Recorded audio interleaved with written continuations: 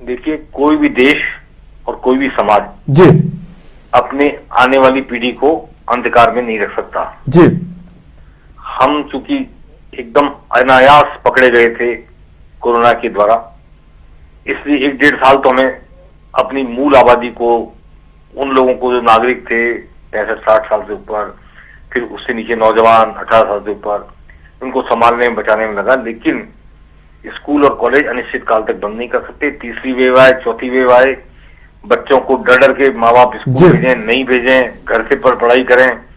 इससे बच्चों का जीवन, खेलकूद की गतिविधियां, उनकी फिजिकल एक्टिविटीज, उनकी सोशलाइजेशन सब खत्म हो रहा था जी और एक ऐसी पीढ़ी जन्म ले रही थी जो बिना स्कूल गए, बिना खेले कूदे, बिना सोशलाइजिंग किए, बिना पिकनिक किए, बिना क्लास में बैठे, जी बिना दोस्त बनाए पढ़ाई कर रही थी। ये देश के लिए बहुत हानिकारक बात थी। नई पीढ़ी को अंधेरे में झोंकने जैसा था। इसलिए ये तीसरी चौथी डोज की जो तीसरी चौथी दौड़ आने की बात है, इसको देखते हुए प्रधानमंत्री ने और देश ने मतलब ये फैसला किया है, सरकार ने फैसला किया है कि 15 से 18 साल के बच्चों को डोज दी जाए। 15 साल का बच्चा यानी 10वीं का बच्चा, 10वीं का बच्चा बोर्ड की परीक्षा देने वाला बच्चा, 12वीं का बच्चा बोर्ड की परीक्षा देने वाला बच्चा। तो ये इनकी परीक्षा नहीं हो, बिना परीक्षा के पास कर दी जाए, वो अगली क्लास चढ़ा जाए, ये सब इनके जीवन को, भविष्य को नष्ट करने वाली बातें थी और ये लंबे समय तक नहीं चल सकती थी। इसलिए नई पीढ़ी को उजाले में लाने के लिए, उनकी पढ़ाई जारी रखने के लिए, उनके भविष्य के निर्माण के लिए वैक्सीन लगना बहुत जरूरी था, ताकि निश्चिंत होकर माँ बाप बच्चों को भेज सके और बच्चों में ये फैलने का डर खत्म हो जाए या कम हो जाए, बहुत कम हो जाए। इसलिए सबसे बड़ा फैसला नए साल पर, क्रिसमस पर, जो भी कहा जाए, ये घोषणा है कि 15 साल से ऊपर के बच्चों को डोज लगेगी। और मैं तो इसके बाद ये उम्मीद भी कर रहा हूं कि ये दौर पूरा होने के बाद 12 साल से ऊपर के बच्चों को भी डोज लगने की बात देश में की जाएगी, ताकि जो बच्चा 8वीं क्लास में आ गया है वो डोज लेकर के और आगे अपनी पढ़ाई को जारी रखे और उसकी नियमित और सामान्य गतिविधियां जो बालपन में होती है, युवापन में होती है, वो सब जारी हो सके। बिल्कुल। और एक और बड़ी बात उन्होंने कही है, वो है कोरोना वॉरियर्स के लेकर, क्योंकि बार बार ये मांग की जा रही थी कि तीसरा डोज देना चाहिए, तीसरी वैक्सीन देनी चाहिए, बूस्टर डोज देना चाहिए। उसको लेकर भी यहां पर एक बड़ी घोषणा की है पीएम मोदी ने। जी देखिए, बिल्कुल निश्चित रूप से ये बात है कि जिनको 2 डोज लग गए जी, वो भी ओमिक्रॉन की चक्कर में फंस रहे हैं जी।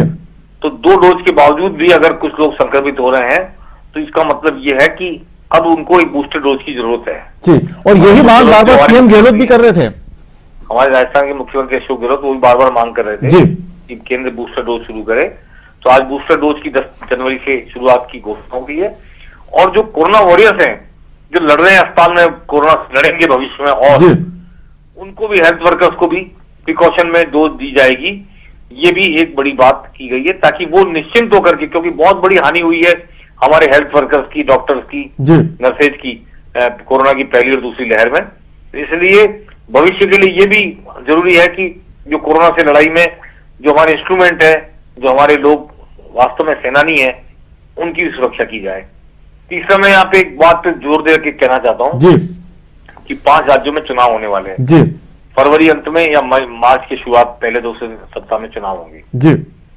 और जैसा इलाहाबाद हाई कोर्ट ने भी कहा है कि सरकार विचार करे, चुनाव टालने पे विचार करे, रैली बंद हो, रैली नहीं हो, ये सब माहौल बन रहा है ओमिक्रॉन की वजह से जी। तो इसलिए सरकार चिंतित है, सरकार प्रिकॉशन ले रही है, सरकार एक्टिव है, सरकार सचेत है, सावचेत है और चुनाव में भी चुनाव टाले ना जाएं, इसके लिए एक प्रोएक्टिव मोड पर जाकर के, और आज सरकार ने फैसला लिया है कि हम 15 साल से ऊपर के बच्चों को भी देंगे, बुजुर्गों को भी देंगे बूस्टर डोज और हेल्थ वर्कर्स को भी देंगे।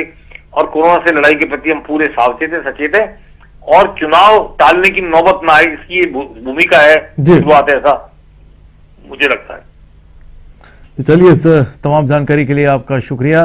तो हमारे साथ हमारे राजनीतिक विश्लेषक अनिल लोढ़ा जी जुड़े हुए थे और बता रहे थे जो आज पीएम मोदी ने जो घोषणा की है, उन घोषणाओं को लेकर बता रहे थे किस तरीके से एक महाअभियान जो है वो 3 जनवरी से शुरू